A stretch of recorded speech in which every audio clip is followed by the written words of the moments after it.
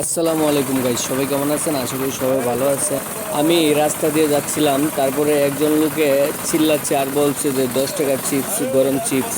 তারপর সামনে এগিয়ে গিয়ে দেখি যে চিপস তৈরি করার একটা মেশিন।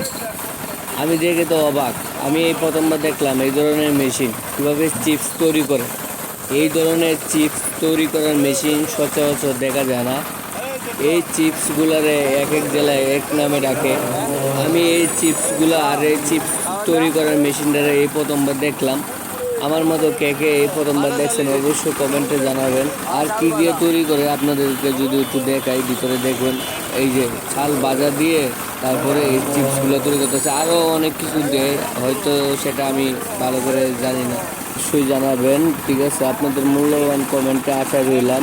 আর আমি টেস্ট করার জন্য আমার বাসায় এক প্যাকেট নিয়ে আসছিলাম, অবশ্যই আপনাদেরকে দেখাবো।